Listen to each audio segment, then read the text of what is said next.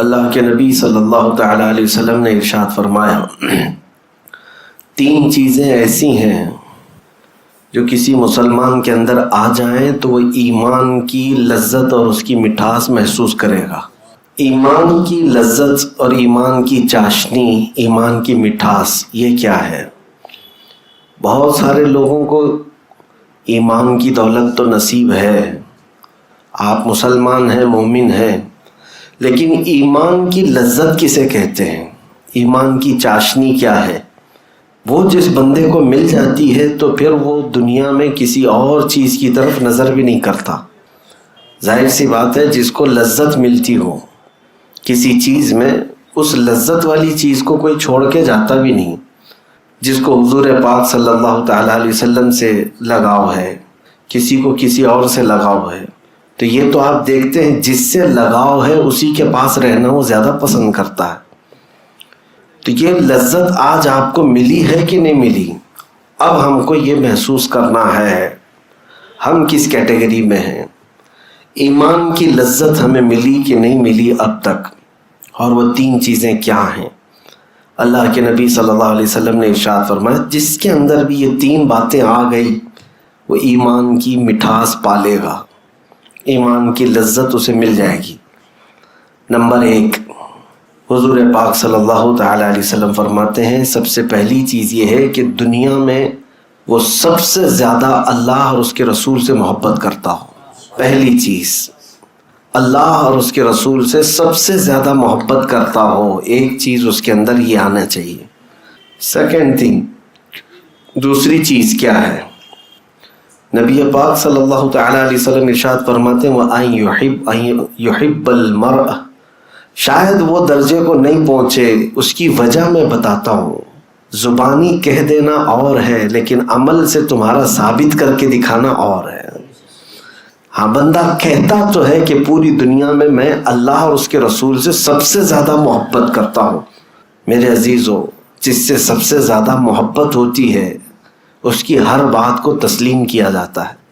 دنیا کے عشق کا حال یہ ہے، دنیا کے مجازی عشق کا حال یہ ہے، لیلا کے گھر کے اطراف بہت سارے لوگ آ کر جمع ہو گئے تھے، میں بھی مجنوں، میں بھی مجنوں۔ تو لیلا کی خادمہ نے کہا کہ کتنے مجنوں پال رکھے ہیں تو نے، وہاں تو بھیڑ ہے باہر۔ لیلا نے حلوہ پکایا اور خوبصورت اچھی لذت والا حلوہ، کہا کہ جاؤ میرا جو مجنوں ہے اسے حلوہ دے دو۔ خادمہ باہر لے کر کے آئی، لیلا نے حلوہ بھیجا ہے۔ مجنوں کون ہے؟ آپ یہ سمجھتے ہوں گے لیلا مجنوں خالی یہ محاورہ ہے، حقیقت میں ایک تاریخی پس منظر ہے، تاریخ میں اس کا وجود ہے، اس کے لیے پیش کر رہا ہوں۔ لیلا کا نام سلمہ ہے، مجنوں کا نام قیس ہے۔ تو لیلا نے جب یہ کہا خادمہ سے، تو خادمہ آ کر باہر کہتی ہے، بہت سارے مجنوں آ گئے، سبوں نے کہا میں مجنوں، میں مجنوں، سب حلوہ ہمیں دے دو۔ اور اس میں ایسا چھینا جھپٹی ہوئی کہ حلوہ سب میں ادھر ادھر ہو گیا۔ اور اس کے بعد خادمہ آ کر کے پھر سے کہتی ہے کہ سارے لوگ تو اس پر ٹوٹ پڑے، سبوں نے کھا لیا اس کو۔ پھر لیلا نے کہا ایک چاقو چھری لے کر کے، برتن لے کر باہر جاؤ، کہو کہ لیلا نے تمہارے بدن کا ایک ٹکڑا مانگا ہے، جسم کا ایک ٹکڑا مانگا ہے۔ خادمہ باہر آ کر کے آواز دیتی ہے کہ اب کی بار لیلا نے تمہارے جسم کا ایک ٹکڑا مانگا ہے۔ سب ادھر ادھر کھجاتے ہوئے نکل گئے۔ اوریجنل مجنوں جو تھا وہ آگے آیا، جو حلوہ کھایا بھی نہیں تھا، وہ آگے آیا اور اس نے کہا کہ لاؤ، لیلا نے اگر جسم سے گوشت کا ٹکڑا مانگا ہے تو میں کاٹ کے دیتا ہوں۔ اس نے چاقو لے کر اپنے جسم کی کئی جگہوں سے گوشت کاٹنا شروع کیا، اور سب اس نے رکھ دیا، اور کہا کہ لیلا نے یہ نہیں بتایا کہ کس جگہ کا چاہیے۔ میرے عزیزو، محبت کی یا عشق کی یہ دنیاوی مثال اگر دی جاتی ہے تو میں آپ سے یہ کہنا چاہتا ہوں، حقیقت میں محبت کی مثال پیش کرنا بہت الگ بات ہے، اور زبانی طور پر کہہ دینا ایک الگ بات ہے۔ ویسے مومن اور مسلمان اور ویسے مجنوں بہت ہیں، لیکن حلوہ کھانے والے بہت ہیں۔ کاش اپنی جان لٹانے والے ہوتے تو یقیناً وہ ایمان کی لذت بھی پا چکے ہوتے، ایمان کی لذت پا چکے ہوتے۔ نبی پاک صلی اللہ تعالیٰ علیہ وسلم نے جب اعلان کیا، صحابہ اکرام وہ حقیقی عشق کے دعوے دار تھے، صرف زبانی نہیں۔ میں یہ تینوں پوائنٹ میں سے اگر پہلے ہی چیز پر بات کروں تو بہت لمبی گفتگو ہو جائے گی، خالی میں آپ سے ایک ہی چیز کا سوال کرتا ہوں، دنیا میں ہم کیا اللہ اور اس کے رسول سے سب سے زیادہ محبت کرتے ہیں؟ دیکھیں، محبت دو طرح کی ہو جاتی ہے۔ محبت کرتے ہیں آپ، میں اس کا انکار نہیں کرتا، ہمیں بھی محبت ہے، لیکن محبت کے کچھ تقاضے ہیں،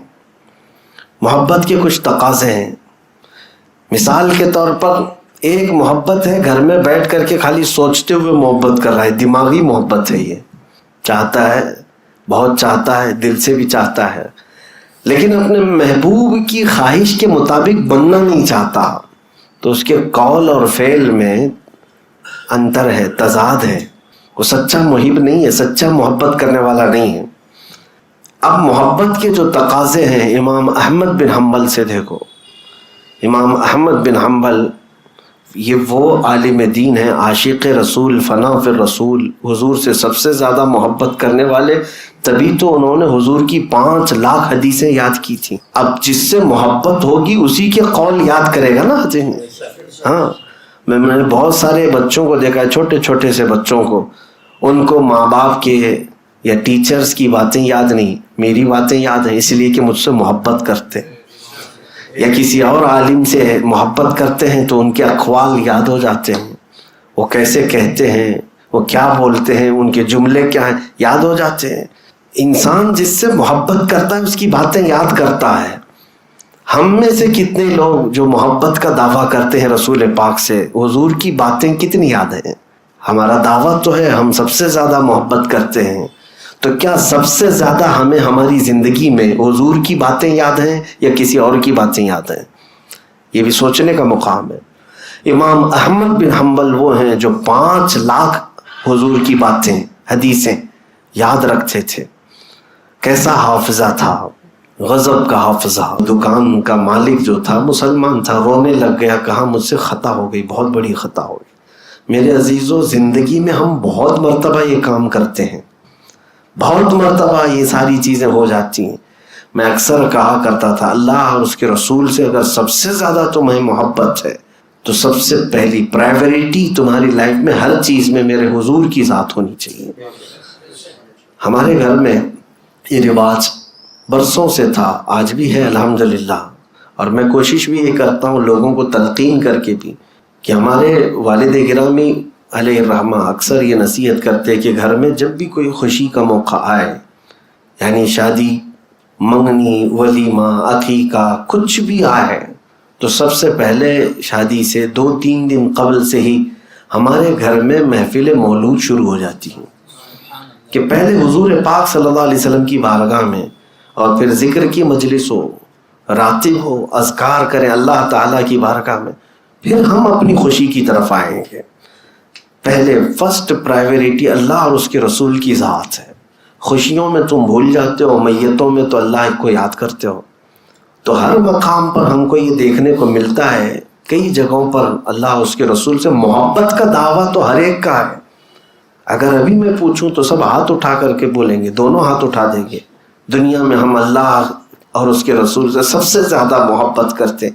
میرے عزیزوں، محبت کا تقاضا یہ تو نہیں جو ہمارا لائف اسٹائل ہے، ہم جس انداز سے گزر رہے ہیں۔ اللہ اور اس کے رسول صلی اللہ تعالیٰ علیہ وسلم سے سب سے زیادہ محبت کا مطلب یہ ہے کہ جو چیزیں اللہ اور اس کے رسول کو پسند ہیں وہ میری لائف میں سب سے اول مقام پر ہونا چاہیے۔ میری پسند بعد میں، حضور کی پسند پہلے۔ یہ چیز ہو تو پھر آپ اپنے دعوے میں سچے بھی ہیں۔ میں اکثر یہ کہا کرتا ہوں، حضرت ابو بکر شبلی رحمۃ اللہ تعالیٰ علیہ بہت پائے کے بزرگ ہیں، سلسلہ قادریہ کے مشہور بزرگ۔ آپ نے سلسلہ قادریہ کے شجرے میں پڑھا ہوگا، بحر شبلی شیر حق دنیا کے کتوں سے بچا۔ اس میں جو شبلی نام آیا ہے یہ حضرت ابو بکر شبلی، یہ حضرت جنید بغدادی رحمۃ اللہ علیہ کے مرید ہیں، خلیفہ، اور غوث پاک رضی اللہ تعالیٰ عنہ کے تیسرے پشت پر مرشد ہیں، دادا مرشد ہیں۔ آپ یہ کہا کرتے تھے کہ میری زندگی میں سب سے سخت سوال یہی ہے کہ اگر کسی نے مجھ سے پوچھ لیا کیا آپ کو اللہ کے رسول سے محبت ہے، یہ سوال میرے لیے سب سے سخت ہے۔ آپ کے لیے سخت ہے؟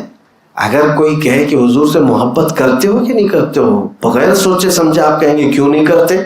حضرت ابوبکر شبلی سے پوچھا گیا آپ کے لیے سوال سخت کیوں ہے؟ وہ کہتے ہیں اگر اس کے جواب میں نے نہ کہہ دیا تو ایمان چلا گیا۔ اگر سوال کسی نے کیا اللہ کے رسول سے محبت ہے، آپ نے جواب میں نہ کہہ دیا تو ایمان ہی چلا گیا۔ اور حضرت ابوبکر شبلی فرماتے ہیں اور اگر ہاں کہوں تو میرا دل ملامت کرتا ہے، تو محبت کا دعویٰ کر رہا ہے، کہاں تیرے محبوب کے اعمال اور کہاں تیرے۔ تو کہتے ہیں اس بیچ میں کشمکش میں رہ جاتا ہوں، جواب دوں تو کس بات کا جواب دوں، نہ بھی نہیں کہہ سکتا، اور ہاں کہوں تو جھوٹا نہ پڑ جاؤں۔ میرے عزیزو، یہ شہادت گہے الفت میں ہے قدم رکھنا، لوگ آسان سمجھتے ہیں مسلمان ہونا۔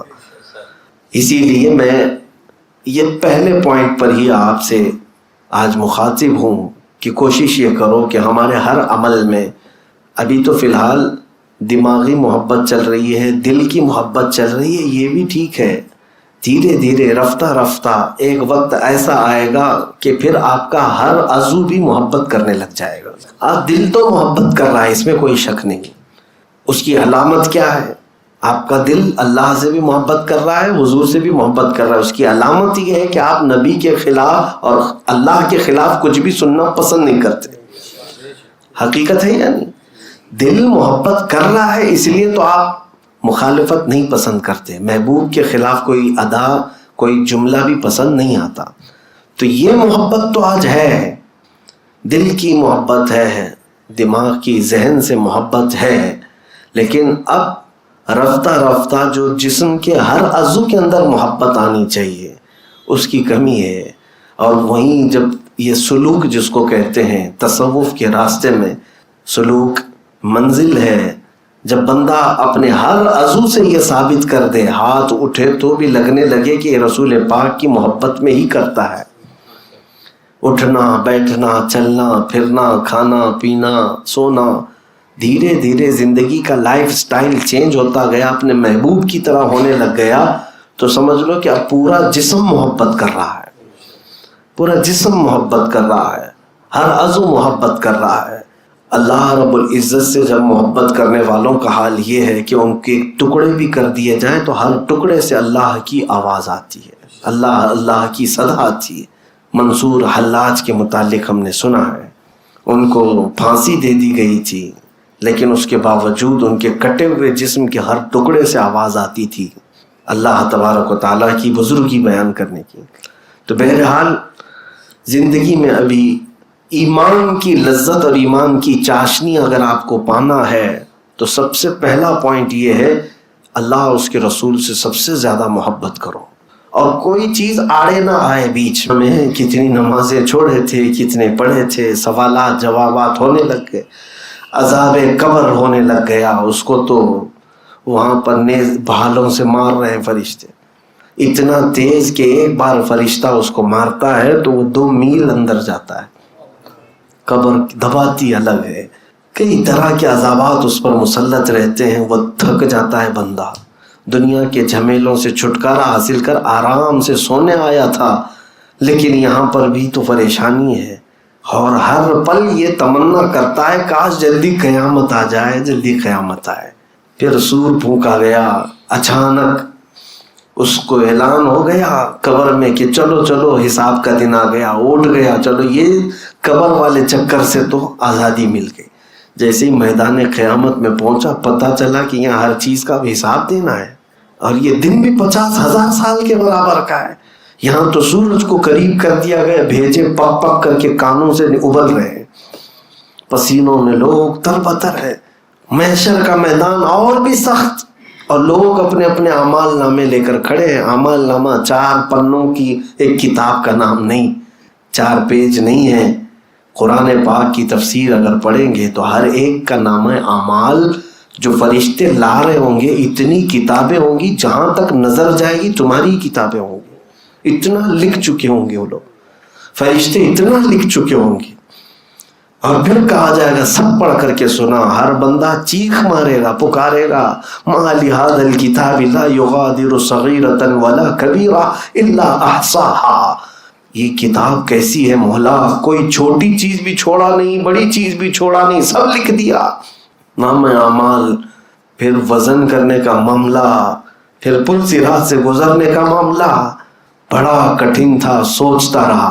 3 مرحلے میں بتا رہا ہوں، دنیا سے سارے جھمیلوں سے چکر نکل کر کے قبر میں جانے کو سوچا کہ سکون ملے گا، قبر میں پہنچا تو بھی نہیں، قبر سے اٹھا حشر میں سوچا، حشر میں حساب کتاب الگ، اور پکڑ ہو گئی۔ اب یہ آخری منزل تھی۔ اب سوچو دنیا کے چکروں سے نکل کر قبر میں آیا تھا سکون لینے کے لیے، وہاں نہیں ملا، قبر سے اٹھ کر کے حشر میں سوچا تھا کہ وہاں سب ختم ہو جائے گا۔ حشر کے میدان میں حساب کتاب ہو جانے کے بعد اعلان کر دیا گیا کہ فلاں بن فلاں جہنم میں جائے گا۔ کون سی لائف اس کے پاس رہی؟ نہ دنیا، نہ قبر، نہ حشر، خسارہ ہی خسارہ۔ اسی لیے قرآن میں اللہ نے فرمایا والعصر ان الانسان لفی خسر، زمانے کی قسم بے شک انسان گھاٹے میں ہے، انسان خسارے میں ہے۔ اور یہ باتیں وہ ہو گئی کہ اگر کسی کے نام کا اعلان ہو گیا قیامت میں کہ تیرا حساب ہو گیا، تو دوزخ میں چلا جا، جہنم میں جا، فرشتے بالوں سمیت پکڑ کر لے جائیں گے۔ الگ الگ انداز میں میرے آقا نے فرمایا اس کی منڈی کو، اس کے منہ کو گھٹنوں میں ڈال دیں گے اور اس طرح سے اس کو کھینچتے ہوئے لے جائیں گے۔ بعض کو تو محشر کے میدان میں ایسے لایا جا رہا ہوگا کہ ان کے انتڑیاں ان کے پیچھے کے مقام سے باہر نکالی گئی ہوگی۔ الگ طریقے کے عذابات کا شکار۔ اب کہاں سکون تھا اس کو، کہاں ہے؟ مجھے بتاؤ ہے میرے عزیزو، کیا اس فانی دنیا میں سکون لے لیا آپ نے؟ قبر میں بھی نہیں ملا، حشر میں بھی نہیں ملا، تو سب کا سب خسارہ ہی خسارہ ہوا۔ پھر ہم پوچھتے ہیں اے اللہ تو نے یہ زندگی دی، کوئی تو ایسی لائف، کوئی تو ایسی زندگی جہاں سکون ملے۔ تب پھر تمہیں آواز آئے گی کہ اگر تو اس دنیا کی لذت کو چھوڑ دیتا تو ہر لذت میں تیرے لیے تیار رکھتا۔ ہاں، لیکن تو نے ان لذتوں کے لیے ہمیشہ کی زندگی کو قربان کر دیا۔ آج میں اسی بات پر آتا ہوں، کاش اللہ اور اس کے رسول سے سچی محبت کرو، تو پھر وہ وقت آپ دیکھو گے کہ یہاں سے جاؤ گے، قبر میں جانے سے پہلے تمہارے استقبال کی تیاریاں ہو رہی ہوں گی۔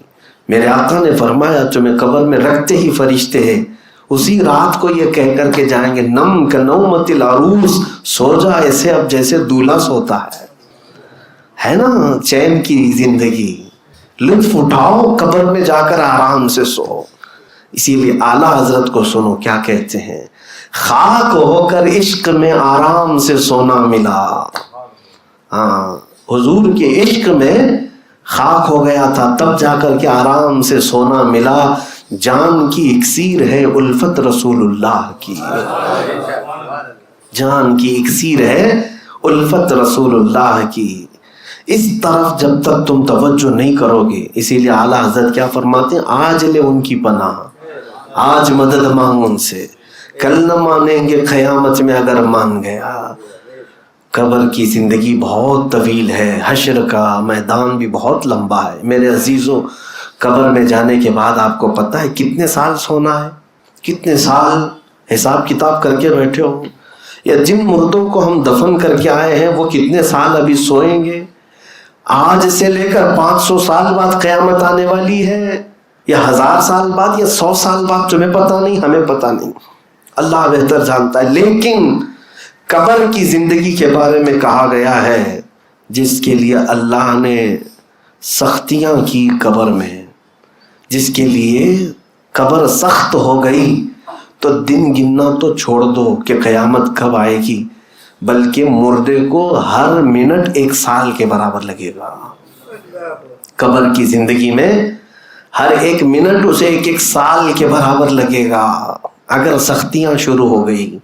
اور اگر رب تعالیٰ نے رحم کر دیا مردے پر، میت پر، تو فرمایا گیا کہ قیامت کب آئے گی اسے پتہ بھی نہیں چلے گا۔